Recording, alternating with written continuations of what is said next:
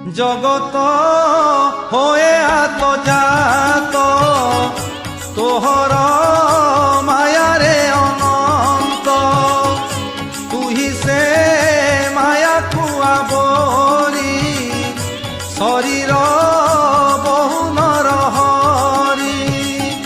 দুষ্টଙ୍କୁ দণ্ডিবার আসে সাধুଙ୍କୁ রখু তু বিশ্বাসে জগত